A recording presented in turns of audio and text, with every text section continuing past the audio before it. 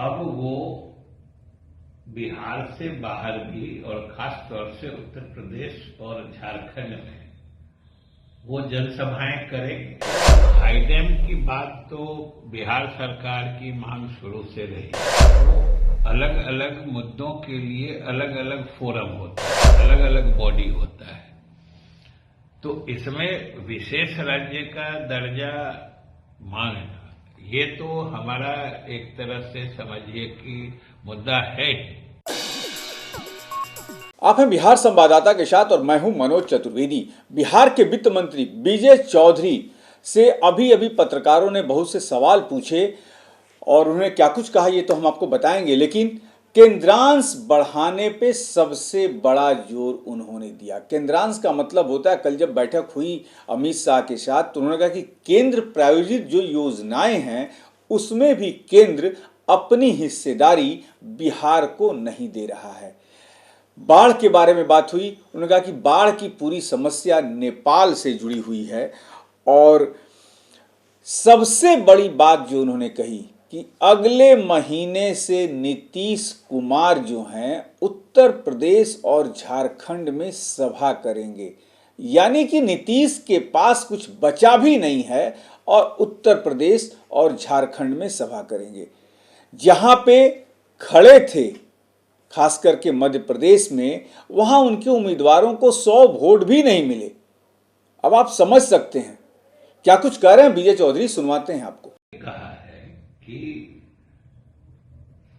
अब वो बिहार से बाहर भी और खास तौर से उत्तर प्रदेश और झारखंड में वो जनसभाएं करेंगे। ऐसी बातें तो उन्होंने खुद भी कही हैं और वो जाएंगे तो पार्टी उसकी तैयारी करेगी और कर रही है। और हमको लगता है कि इस महीने से अगले महीने तक में उत्तर प्रदेश और झारखंड में तो कार्यक्रम होने की संभावना है। वो हाई डैम की बात तो बिहार सरकार की मांग शुरू से रही है और चूंकि जो उच्च स्तरीय बांध बनने हैं या जलाशय उच्च स्तरीय बनना है, हाई लेवल डैम जो कहते हैं, तो उसका स्थल नेपाल में ही चिन्हित है और चूंकि नेपाल से ही इन नदियों का उद्गम होता है जो बाढ़ लेकर के आती है, इसलिए जो भी ऊपर का क्षेत्र होता है जलाशय वही बनता है। तो बनना है ऊपर के क्षेत्र में यानी नेपाल में, और नेपाल तैयार नहीं होता है जिसके कारण परेशानी होती है। और चूंकि मामला नेपाल से जुड़ता है इसलिए मामला अंतर्राष्ट्रीय हो जाता है और अंतर्राष्ट्रीय मामलों में जब तक केंद्र सरकार नहीं मदद करे कोई राज्य सरकार सीधे उसको डील नहीं कर सकती है। इस तरह की अनेक बाधाएं आती हैं, लेकिन उसके संबंध में जल संसाधन विभाग के भी अलग अलग फोरम हैं जहां इन चीजों को देखा जाता है। ये जो पूर्वी क्षेत्रीय परिषद की बैठक है उसमें कई तरह के चीज होते हैं, जैसे रेलवे लाइन का मुद्दा होता है या जैसा कि हमने कहा कि मांगे रही हैं, वो अलग अलग मुद्दों के लिए अलग अलग फोरम होता है, अलग अलग बॉडी होता है। तो इसमें विशेष राज्य का दर्जा मांगना ये तो हमारा एक तरह से समझिए कि मुद्दा है।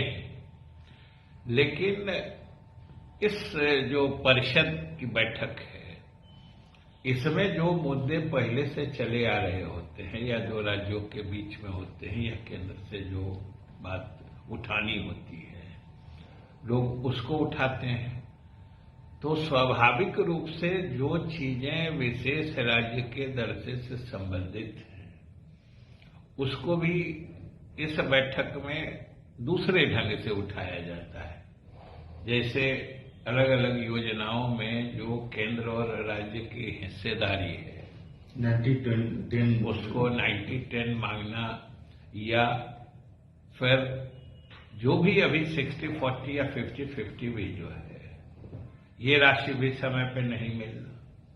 जिसके कारण राज्यों को अपने संसाधन से केंद्रांश की भी प्रतिपूर्ति करके उन योजनाओं को चालू रखना होता है। तो स्वाभाविक रूप से राज्य वित्तीय दबाव में आ जाता है। राज्य के अपने संसाधन के पैसे भी केंद्र प्रायोजित योजनाओं में केंद्रांश की प्रतिपूर्ति के लिए लग जाते हैं। सुना आपने, नीतीश कुमार उत्तर प्रदेश और झारखंड में अपना वोट बैंक बढ़ाने के लिए सभाएं करेंगे। अब देखना यह होगा कि ये सभा करने के बाद भी क्या नीतीश कुमार का वोट बढ़ता है या नहीं, इस पर भी नजर रहेगी। आप बने रहिए हमारे साथ।